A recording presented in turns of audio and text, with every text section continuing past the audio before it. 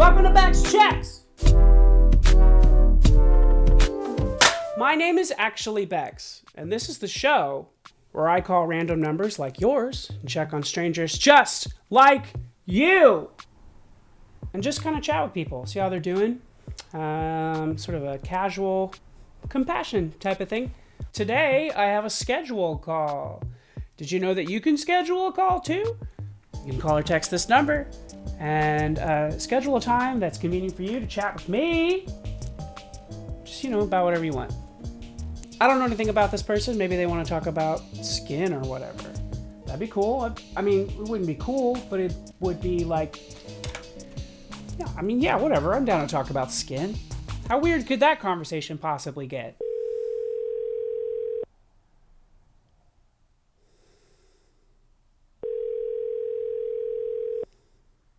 Your call has been forwarded to voicemail. The person you're trying to reach is not available. At the tone, please record your message. When you have finished recording, you may hang up. Hello, it's Bex from Bex Checks. I'm calling at our scheduled time of 3 o'clock to have our little chat. Call me back. I'm here. It's kind of rude, right? To not answer the phone. Oh, you can talk to me. Come on, baby, call me back and talk to me. Call me back, baby, yeah.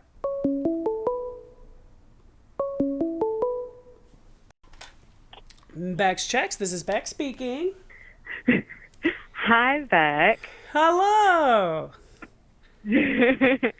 I'm so sorry. I live with my parents, and so Sure. my mom tends to listen in whenever I make phone calls, and so I like to be out of the house whenever I do. So, Oh, yeah. she was supposed to be out at 6 tonight, but so I thought that you were 3 hours ahead, but you're actually 2, so that's my bad. Sorry about that. That's okay. Time zones are stupid, and they make no sense, and I don't think even scientists understand them. I think they just pretend. I think that we should just eliminate all time, and we should just exist. Yes. Honestly. 1,000% agree. Wow, I already love you. What do you want to be called? And what are your pronouns? Big D. Big D? Like the Big D movie theater experience? Sure, yes. But not like, my name starts with D. Okay. But I'm gonna, that sounded bad. Sorry. I'm a woman. Yeah, no, I know. He, her, she, her. But, so. All right. I go by Cool D. That used to be my nickname in high school. You are Cool D. Cool, and then, yeah, I know I am. Thank you, anyways. Wow. All right. So, Big D, you did say over text that you wanted to talk about how your life is a mess, right? It has been for quite some time, but yes, recently it's more messy than typical, I would say. Okay, so where do you want to start? I was seeing a neurosurgeon, and I kind of screwed it up. So that stinks. You were seeing a neurosurgeon, and this is the beginning of your woes. I suppose so. Well, I mean, it starts much earlier. What was your let's go back to the start. When do you think things went really off the rails? Was there ever a time where it wasn't bad? Was there ever a time when it wasn't a mess? Ooh. Well, let's see. My second birthday party ended because my parents were like screaming in the front lawn over me, and like the police had to get called, and it was like a whole thing. So I mean, if you really want to start from, birthday? Second birthday, yes. Wow. Huh. Okay. Yeah. The first time I had a thought of like people would be better if I wasn't here was in like kindergarten. Straight up. Yeah, that's not great. Yeah, but it's what makes me such a delightful human being now, because I've gone through a whole spectrum of experiences in my life. Sure. But I'm still here, despite all. Yeah, absolutely. We persist. Yeah. But let's see. Oh, also, my kid is in the back seat. I was I was majoring in big things in college and was doing really well. I won some awards for my research and my writing and blah, blah, blah, and whatever else.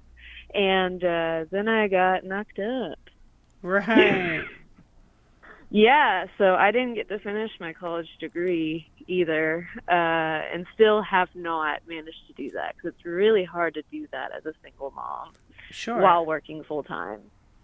Yeah, so yeah, i.e. still living with my parents really sucks because marrying a med student would have been pretty sweet, as far as moolah goes, but And was this the person? Was the brain scientist?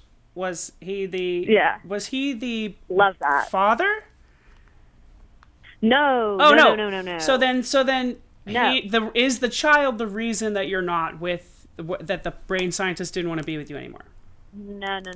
Okay. No. This was like, see, this is what. Yeah. No. It's a whole lifetime of stuff like this, Beck. Okay. No. Yeah. Because So I'm following you. I guess I should start. I guess I should be drawing this as a timeline. Okay, but continue on. Go ahead. Girl, I don't even know the timeline. I couldn't even tell you. I know. Let me think here. No. So that was junior year. When was that? Like 2021, I want to say. Mm-hmm. No, he was somebody that I had met through a friend. We had a couple of one-night stands. He didn't want to wear condom, blah, blah, blah. So it goes. Yeah. So, but he screwed off to Japan, and yeah. To Japan. So, yeah, and he said like if you aren't gonna like if you're not gonna kill it, or if you're not gonna like give it for adoption, then Yeah. then I'm not sticking around. I was like, it's so wonderful that men can do that. It is. Well, that's his right as a man. That's it. That's his biological right. You know what I mean? But I'm joking. So he went to Japan. Is he Japanese? No. Oh, that sucks, dude. That sucks. Oh, that sucks so bad. I hate it. Irish Catholic. Oh, yes. dude, this dude sucks. Come on. There's no way. You fucked off to Japan? What's he doing there? Brother. They don't need him there. This guy stinks. Yeah.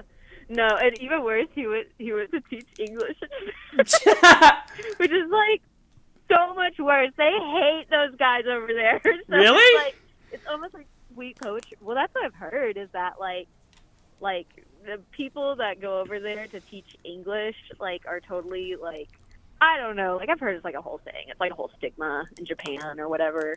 But Wow. Who knows? Maybe I just want him. I just want to see his downfall, which is not very good of me as a human. But No, I get it. So here you are now. That's in 2021. Then you have the child. Right. A child is born unto you, and then what are we calling the child here? No name. Just know that it exists. Right. Okay, and then and what's so is the child what kind of derailed things? No, because she's wonderful and lovely, and I love her. Right. But it is hard, Right. out here for a single mom. Out here, and it's hard to find jobs. Out here in a city or in a rural area. Rural. It is more rural. Yeah. Yeah. Yes, I am going to, baby. But yes, so it's all, yeah, but it's all a mess. Well, why is it a mess right now?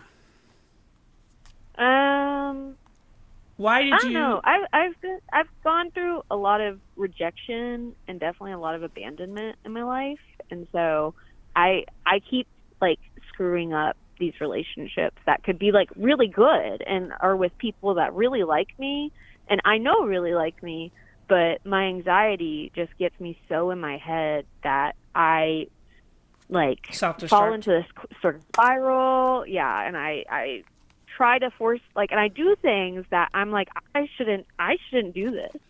You know, he's not texting me back. I should not be sending him any more texts, but yet I my brain, I literally can't, I wish that it was some sort of nuke code in my brain that was you got to stop.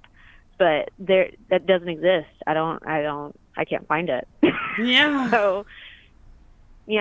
So that's kind of just what's going on with me. So I'm just kind of working through it and learning how to actually have successful relationships again, I guess. And what have you learned? It's rough. Not much. Other than I'm really bad at being in relationships. That's what I've learned. Is it because the reason that you're bad in relationships is because you don't like yourself, so it's a lot harder to like anyone, to be there for somebody else, and to accept that anybody could like you? Probably. Right. So what if you, instead of working on how to be better in relationships and keep beating yourself every time you don't do it right, what if you just said, hey, I'm gonna try to love myself and learn, because that takes a lot more work, if I'm honest. You do all that first. You learn to love yourself, and then you're gonna end up in a relationship very naturally. And I thought that's where I was at. I thought that was where I was at. And it's always this same vicious cycle of I am at such a good spot in my life, and I have found this self-love. I know that I'm awesome. I've got this great support network. And then I say, oh, I'm ready to get back out there. And then it just all resets, and it doesn't make a lot of sense, but yeah. I don't know. What I used to do when I transitioned and I went through a lot of having to relearn how I rewired my brain to like myself. And yeah. One of the ways that I did that, which has in some ways become the show on my channel, Bex on Bex, but I used to write myself letters. When my emotional, because when you start hormone therapy, your hormones are swinging up and down, and you basically go through puberty. So you're like a teenager hormonally. Yeah. It's really bad. Yeah, and my uncle is trans, and I grew up around that. Yeah, so it's a weird thing that happens in the beginning stages, and I was going through a lot and trying to learn how to like myself in it. And I started writing myself letters when I felt really good. I would write myself a letter to myself when I'm not feeling good, so that I could not say, hey, these are all the reasons to be happy, but say, hey, these are all the reasons I know that you think are here's all the reasons that you have are valid for you to be upset. And it does suck. Yeah. And coming from yourself. And it does suck. Yeah. I'm going to acknowledge, that sucks really bad. Your life. Yeah. And then you can also say, hey, I think, and when, at least a few times I said, I reminded myself that 90% of the decisions that first of all, are you white? Yes. Yeah, so 90% of the decisions that you make are likely not going to have any effect on your actual life, your day-to-day choices. A lot of it is just systemic. Because somebody else who's in a completely different situation than you are could have the exact same decisions that you made, but have a different outcome simply because they have different resources. And that's the system that we're living in, and it does. It stinks. But the thing, where I live is still kind of it's just behind on the times. Yeah. So I in any other area, and especially whenever I was living in a bigger city, I shouldn't be systemically looked at in any sort of way, but just the fact that I'm a woman and I'm neurodivergent, my ADHD is off the charts. It's really bad.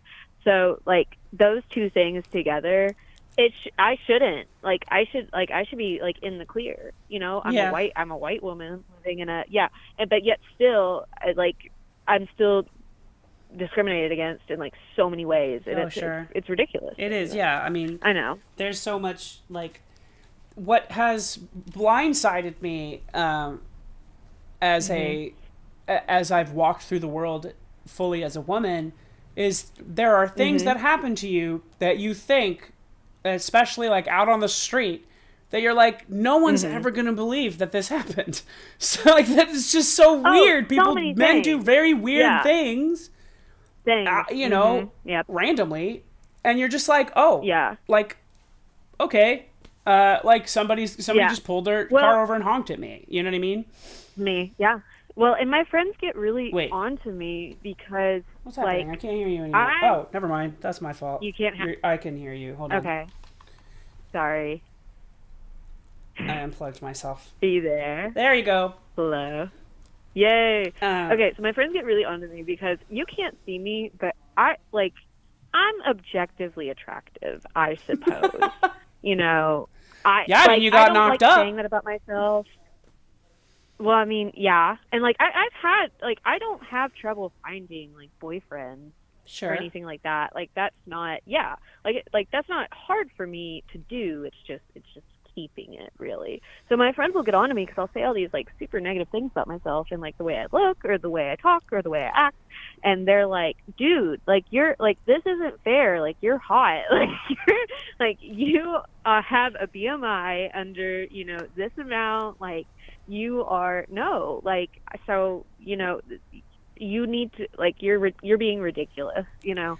No, so you're allowed to have that feelings. My best friend is like competitively hot in LA.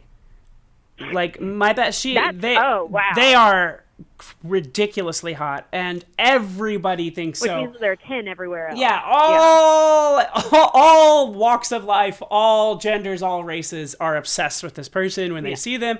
And for the beginning, like probably year of our relationship, like any time that they would even remotely be insecure, I was so mad on the inside. I was so stewing. Yeah.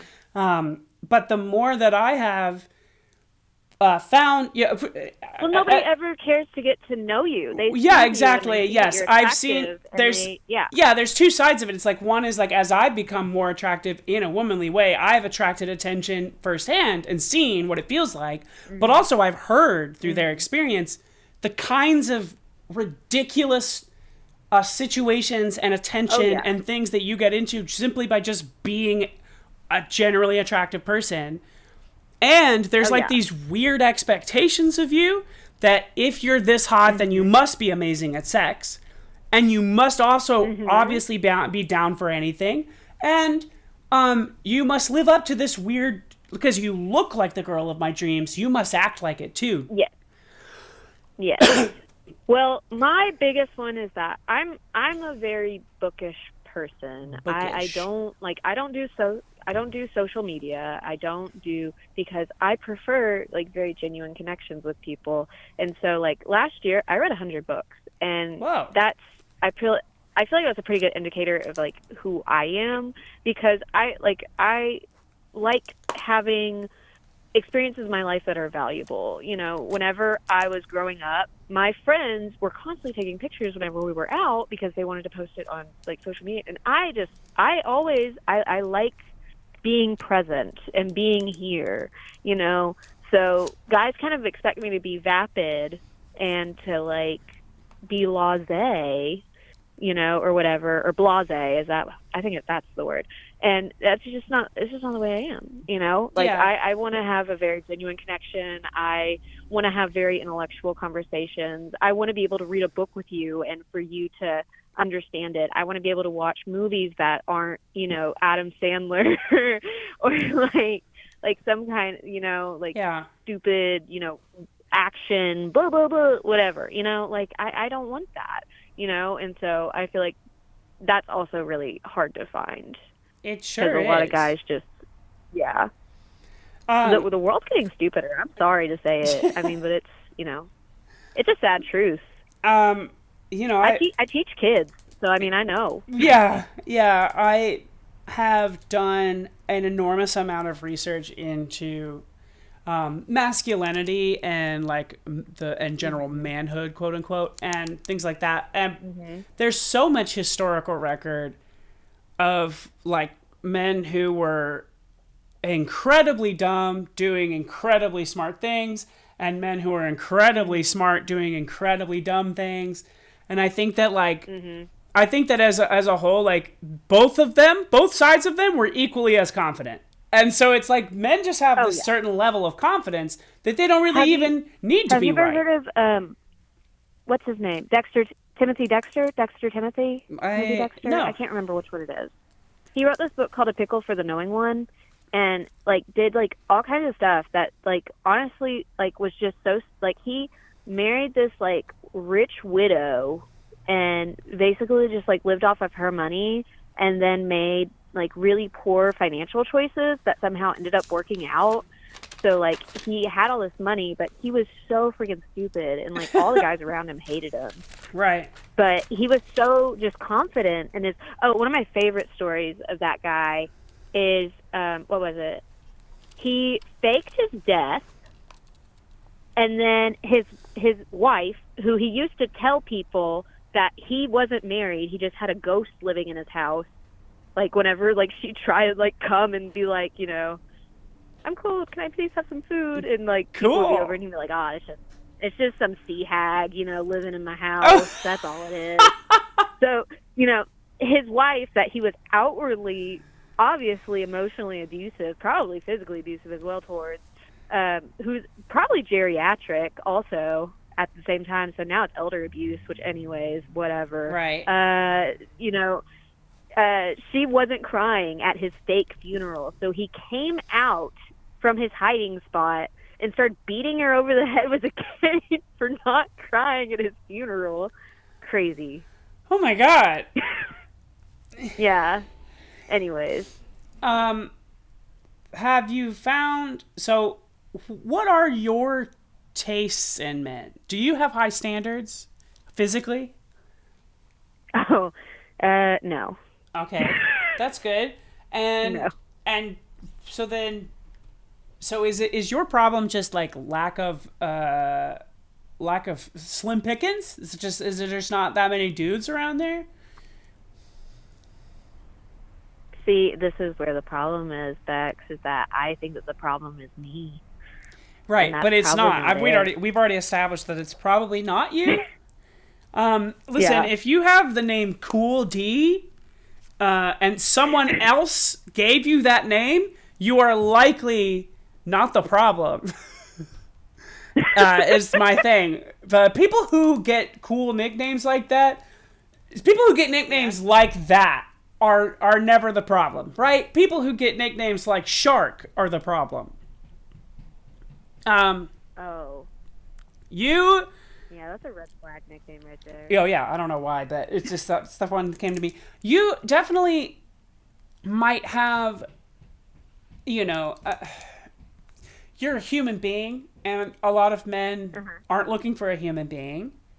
And so when you act like a human being, they get mad and they don't want to do. And like, there's so many things working against men right now. Men are emotionally a shocking portion of the population of men are just completely emotionally like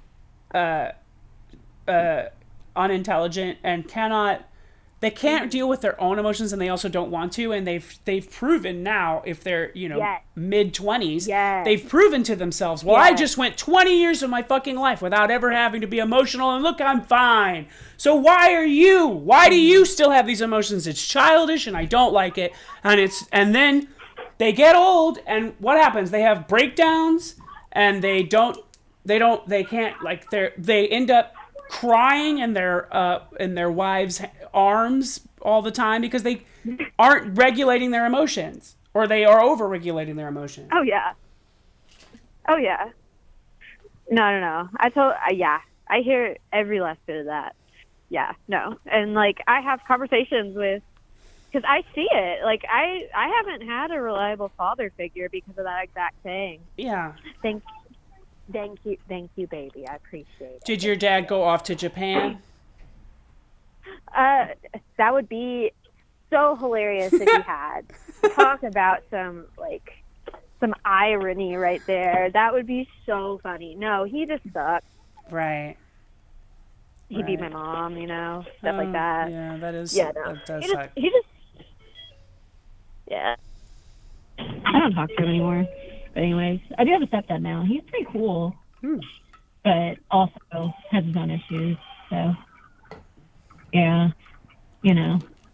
Have you ever dated a So woman? it goes. Oh, whoop. You went on my. Sorry, give me a second.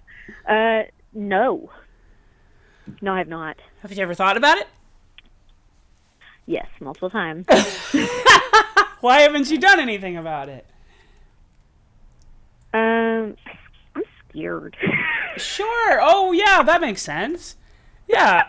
But, like, are you attracted to women? Have you had, like, are you bi? Yes.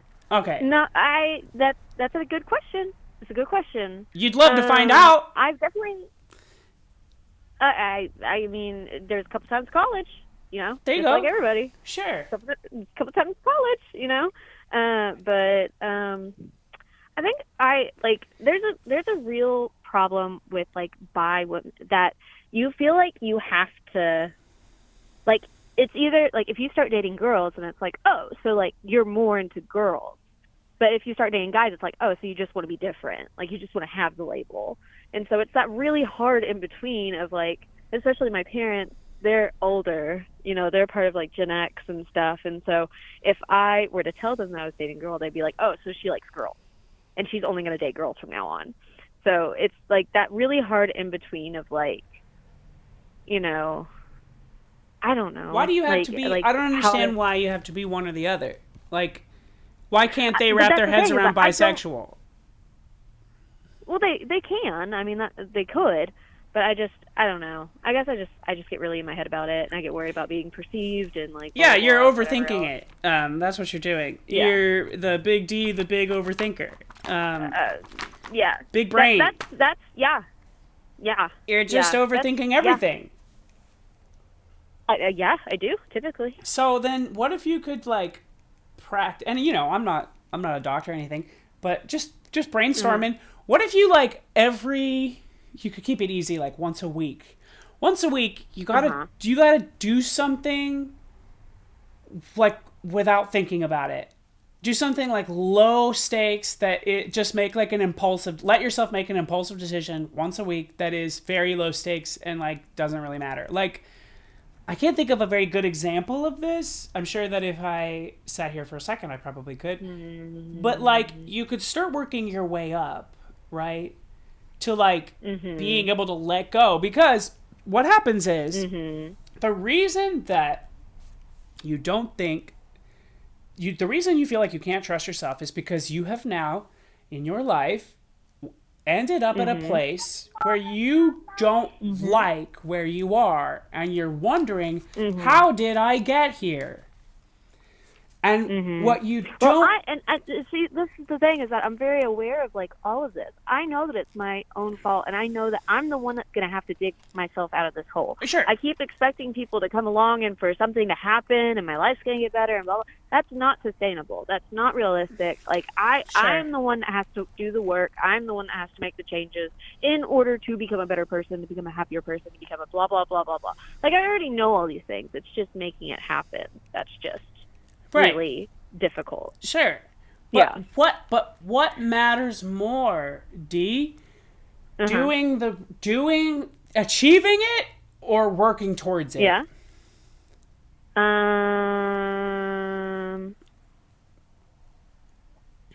Both. I don't know. Okay, let me tell you this. I've never even gotten to this part of my life. Right.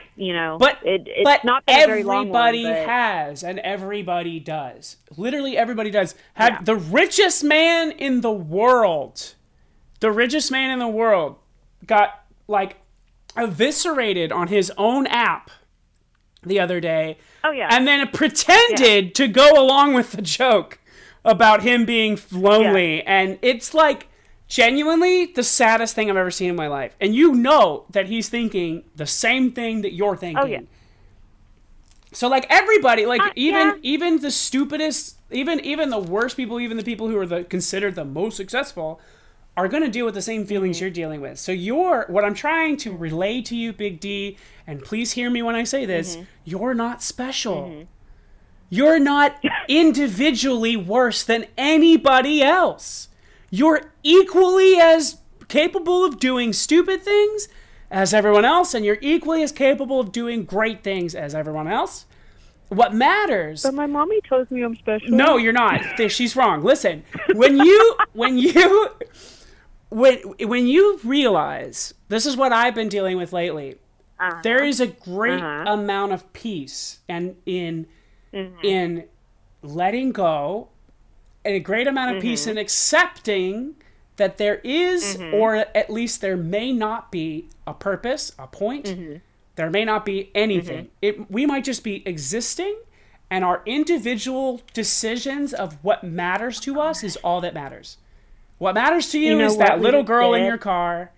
You know what I mean? Yes. We just did a full loop, because I think that this is relating back to like one of the first things that we said, which is just time just shouldn't exist. Time just shouldn't exist. Big D. We should just We should just be.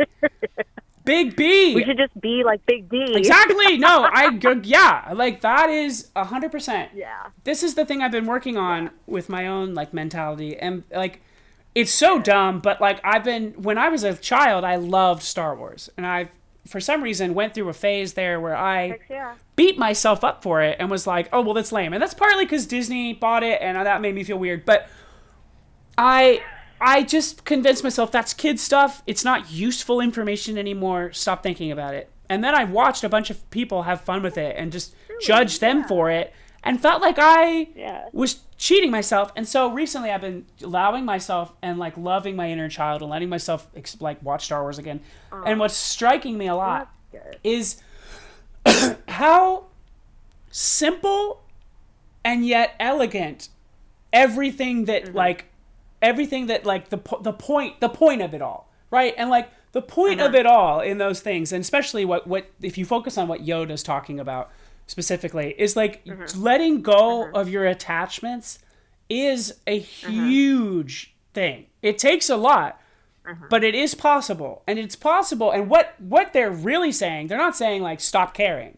They're saying you step away from your emotions and see them for what they are. And then you work on accepting that those are your emotions.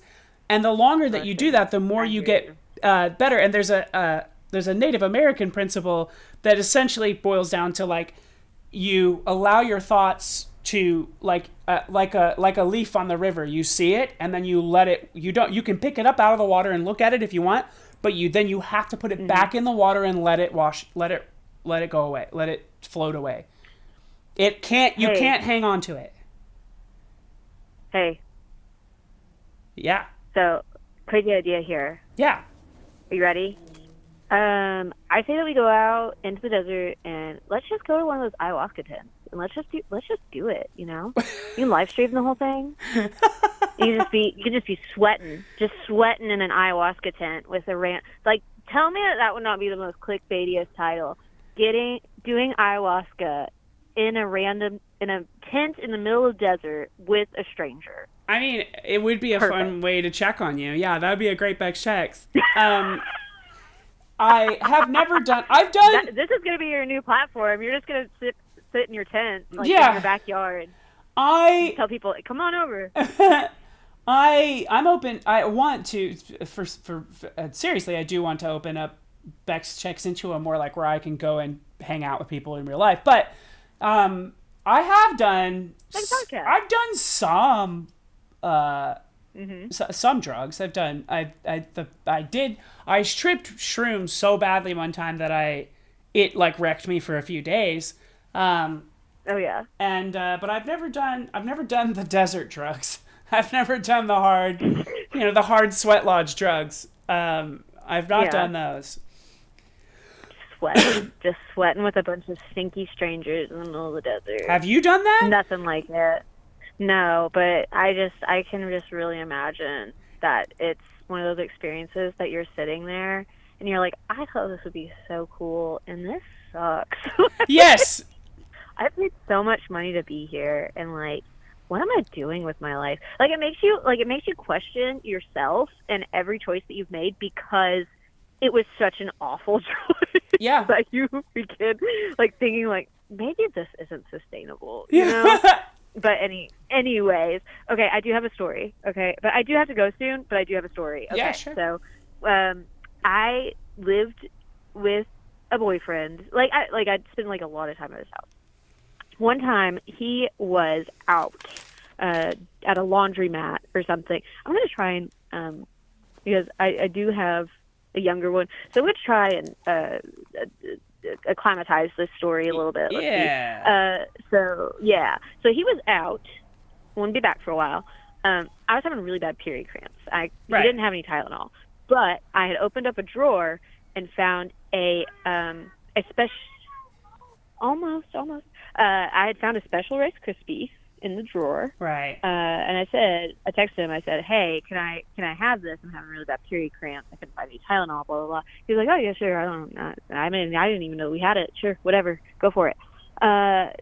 Ate 3/4 of it, and started texting him. I was like, "Hey, I think this was wrong. What? How much?" He said, "Oh, like 150 milligrams." I said, "Excuse me?" Dang. He said, "Yeah, like 150." And I was like, I need to go to the hospital."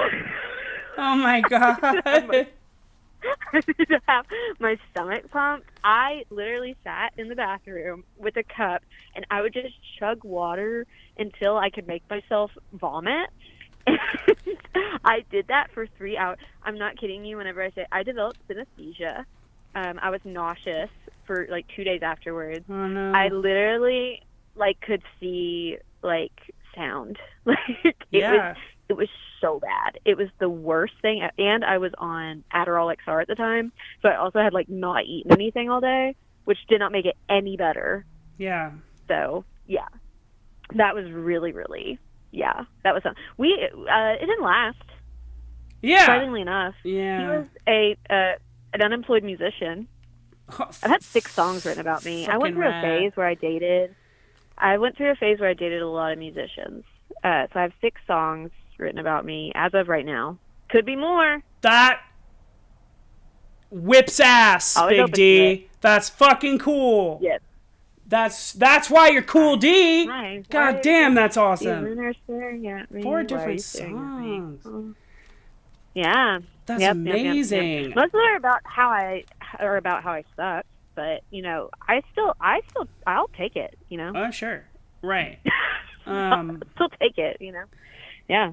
All right. I do have to go. Yeah. It's been so wonderful. It has been wonderful. Big D, do you want me to add your number to the list of numbers that I like regularly? I can check on you more. Yeah. I mean, I don't know if I'll be available. I've always got a lot going on, and well, like I know. said, I'll schedule a time. Out of the house and blah blah blah. I'll schedule a time. Yeah. Okay. All right. Yeah. We could do like Fridays at 6, or well, it's 6 my time, so it'd be 4 your time, I guess. Sure. Yeah, it probably won't be like every week, but I'll let you know. I'll text you when I'm gonna do. I don't know when I'm gonna do like my check-ons, my follow-ups. I'm still figuring that out. But I'll let you know. Okay. All right. Thank you so much. Yeah, so thank you so much. Have a wonderful day, and hang in there. Stop overthinking. Be impulsive. Not gonna happen, but thank you. Be impulsive. Be impulsive? Yes. Okay. All right. I'll try it. Okay. All right. Thank you. Goodbye. Bye. Big D. Ah, what a lovely girl. Oh man. Cool D. Big D. You know, it's people like this.